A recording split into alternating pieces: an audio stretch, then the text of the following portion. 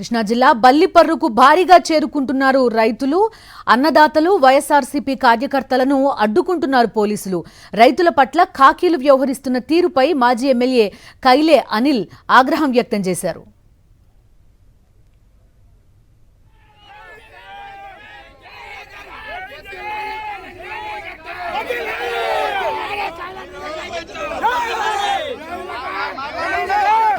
కానీ మీరు ఇది ఏదో తోసేయాలి చెప్తే అనవసరంగా మీరు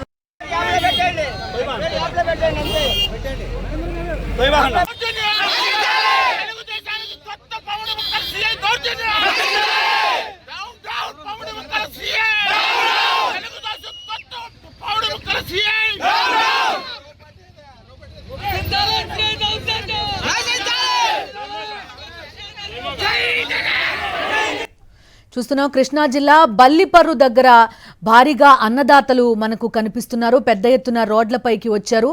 కైలే అనిల్ నేతృత్వంలో చాలా మంది రైతులు ఆయనతో పాటు అక్కడికి రావడం కూడా మనం చూస్తున్నాం. వైఎస్ఆర్సీపీ శ్రేణులంతా కూడా బయటకు వచ్చారు వైఎస్ జగన్మోహన్ రెడ్డితో ఇంటరాక్ట్ కావడానికి. అయితే పోలీసులు వాళ్ళందరినీ అడ్డుకునే ప్రయత్నం చేస్తున్నారు.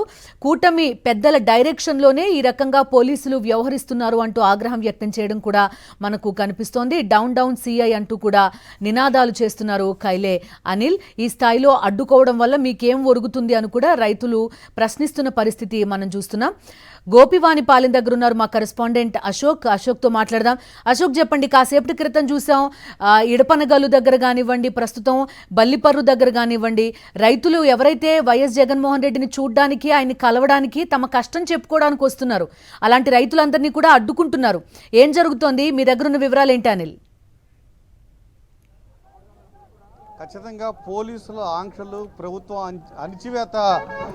అణచివేతల నేపథ్యంలో వైఎస్ జగన్మోహన్ రెడ్డి పర్యటన కొనసాగుతుంది. పూర్తిగా విజయవాడ నుంచి మచిలీపట్నం వరకు జాతీయ రహదారి వెంట పెద్ద ఎత్తున రైతులు వచ్చారు. వాళ్ళ సమస్యలు చెప్పుకోవడానికి ప్రయత్నం చేస్తున్నారు. కానీ పోలీసులు తీవ్రమైన ఆంక్షలు విధించారు.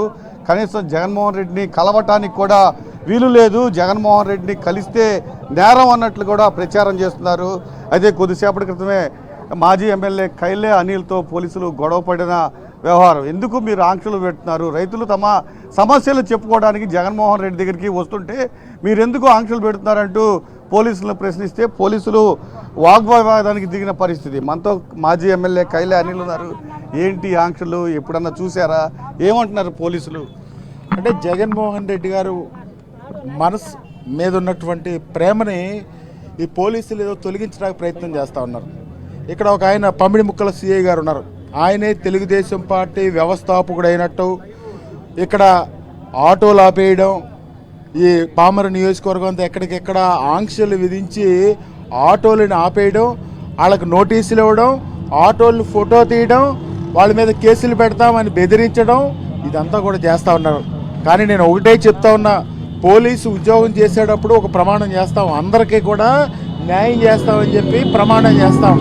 కానీ ఈరోజు ఇక్కడ వచ్చి తెలుగుదేశం పార్టీ తొత్తుల్లాగా ఈరోజు వ్యవహరించడం చాలా దారుణాతి దారుణం అని చెప్పి కూడా తెలియజేస్తా ఉన్నాను.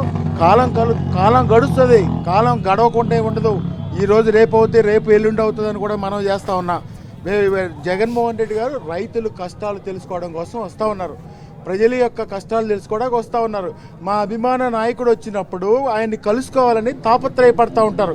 ఆ పార్టీలో కూడా వాళ్ళ నాయకులు వచ్చినప్పుడు తాపత్రయపడతా ఉంటారు. ప్రజలకి స్వేచ్ఛ ఉంది, ఫండమెంటల్ రైట్స్ ఉన్నాయి. ప్రతి ఒక్కరికి కూడా ప్రాథమిక హక్కులు ఈ రాజ్యాంగంలో రూపొందించారు. ఆ ప్రాథమిక హక్కులు కాలరాయడానికి వీళ్ళెవ్వరూ కూడా అంతిమంగా ప్రజలే న్యాయ నిర్ణీతలని కూడా తెలియజేస్తా ఉన్నాం. తెలుగుదేశం పార్టీ వాళ్ళు మేము మా నాయకుడు వస్తే మేము ఫ్లెక్సీలు కట్టుకున్నాం. ఫ్లెక్సీలు కట్టుకుంటే పోలీసులే స్వయంగా రంగంలో దిగి ఆ ఫ్లెక్సీలు కట్ చేయడం ఎక్కడ నేను చూడలేవు ఇప్పుడు వరకు చరిత్రలో.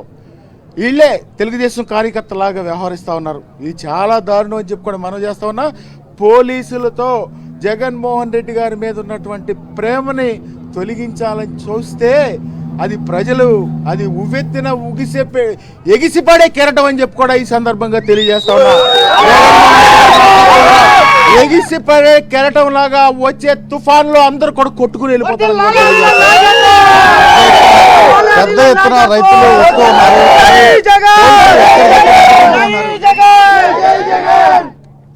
పెద్ద ఎత్తున తమ సమస్యలను చెప్పుకోవడానికి రైతులు వస్తూ ఉన్నారు, పంట దెబ్బతిందని చెప్పుకోవడానికి వస్తున్నారు. కానీ పోలీసులు భయపెడుతున్నారు, ఖచ్చితంగా మీరు వస్తే కేసులు కడతామని ప్రచారం కూడా చేస్తున్నారు. ఎట్లా చూస్తున్నారు? ప్రచారం ఏంటి?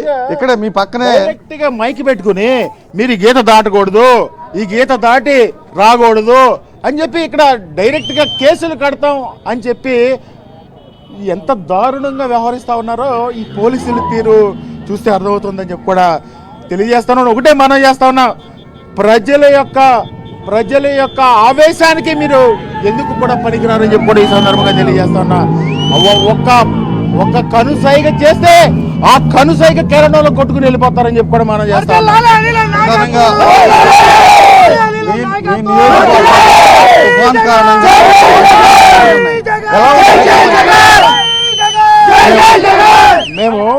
మేము ఒకటే వైఎస్ఆర్ కాంగ్రెస్ పార్టీ తరఫున మనం చేసేది ఈ ప్రభుత్వానికైనా కానీ ఏం చెప్తా ఉన్నామంటే, మీరు తుఫానులో నష్టపోయినటువంటి ఎన్యూమరేషన్ చేయమని అడుగుతున్నాం. ఒకవైపు ఈరోజు కేసులు పెడతానన్నట్టే ఆ అధికారులు, వ్యవసాయ అధికారులు వచ్చి ఏం చెప్తారంటే, మీకు ఇప్పుడు తుఫాను ఎన్యూమరేషన్ చేస్తే రేపొద్దున మేము ధాన్యం కొనమని చెప్తున్నారు. ధాన్యం మళ్ళీ అంటే దళారులకి వీళ్ళు కొమ్ము కాసే విధంగా రేపొద్దున మళ్ళీ అది 800 900 అడుగుతారనమాట. కానీ ఈ ప్రభుత్వం యొక్క బాధ్యత ఏంటి? ఇప్పుడు 40 బస్తాలు రైతులకి 40 బస్తాలు అయ్యే ఎకరం పొలం 40 బస్తాలు అయ్యేది ఈ తుఫాన్ వచ్చింది కాబట్టి 20 బస్తాలే అవుద్ది. ఆ 20 బస్తాలకి సంబంధించి కాంపన్సేషన్ ఇవ్వమని అడుగుతున్నాం. అదేవిధంగా మిగతా 20 బస్తాలు ఎవరు కొంటారు? ఈ ప్రభుత్వ బాధ్యతే కదా. రైతు తీసుకెళ్లి ధాన్యాన్ని ఎక్కడ జేబులో పోసుకుని తీసుకెళ్ళి ఎక్కడ పంజాబ్ తీసుకెళ్ళి అమ్ముకోడు కదా.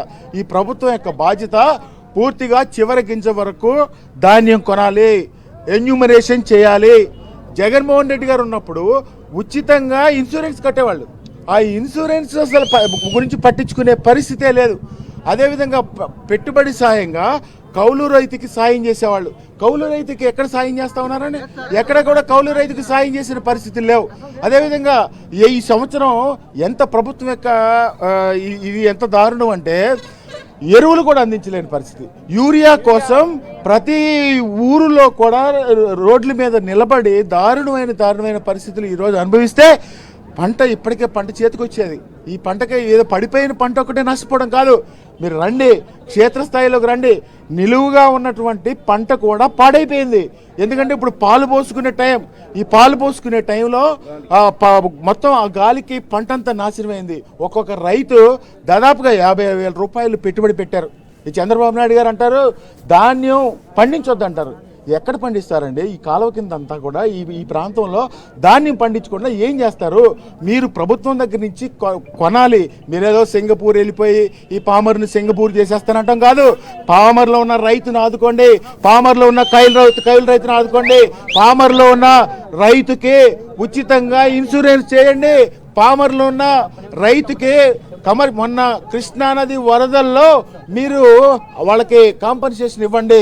అంతే తప్ప ఈ రాష్ట్రాన్ని గతి మార్చేస్తాం, మీరు ఒకవైపు మీ అబ్బాయి ఒకవైపు వెళ్ళిపోయి ఏదో ఈ రాష్ట్రాన్ని సింగపూర్ మార్చేస్తాం, అమెరికా మార్చేస్తాం అంటే అది సమంజసం కాదు.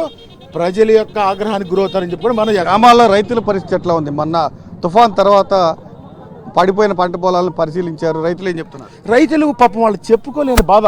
అంటే మీరు ధాన్యం కొనమంటే మాకు రాయొద్దు అంటున్నారు. ఏం చేస్తారు? అది బాధ.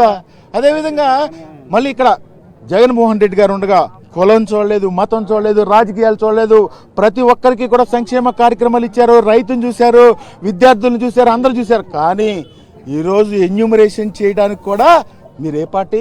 మీ సభ్యత్వ కార్డు ఎక్కడుంది? మీ ఇది ఎక్కడుంది? తెలుగుదేశం పార్టీ ఆ నాయకుడి దగ్గరికి వచ్చి చేతులు కట్టుకుని నుంచుంటే ఇక్కడికి వచ్చి మేము రాస్తాం అంటారు. ఎంత దారుణం అండి! ఇది ప్రజా పరిపాలన, లేకపోతే ప్రజలు మీకు పట్టం కడితే దాన్ని మిస్యూజ్ చేస్తూ అదేమనంటే రెడ్ బుక్ తెస్తూ ఉంటారు. రెడ్ బుక్ తీసేసి ఎంతమందిని మీరు లోన్ వేస్తారు, ఎంతమంది మీద కేసులు పెడతారు, ఎంతమందిని ప్రజల్ని తీసుకెళ్లి లోన్ పెడతారు అంటే రోజు డైవర్షన్ పాలిటిక్స్, రోజు డైవర్షన్ పాలిటిక్స్ నడుపుతారు.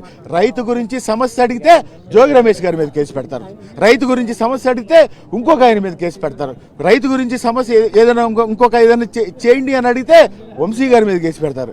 ఇక ఎంతమంది మీద కేసు పెడతారు? మీకు కేసులు, మీ జైళ్ళు నింపుకోండి, కానీ ప్రజలు అల్టిమేట్గా ప్రజలు న్యాయ నిర్ణేతలు మీ భవిష్యత్తు నిర్దేశిస్తారు అని కూడా తెలియజేస్తా ఉన్నాం. గ్రామాల్లో రైతుల పరిస్థితి అంతా జగన్మోహన్ రెడ్డి రైతులను పరామర్శించడానికి పడిపోయిన పంట పొలాలను చూడడానికి వస్తే వాళ్ళ మీద కేసులు పెడతామని పోలీసులు బెదిరిస్తున్నారు. దాంతోపాటుగా ప్రభుత్వం కూడా ఒక పద్ధతి ప్రకారం అణచివేసే కార్యక్రమం చేస్తుంది.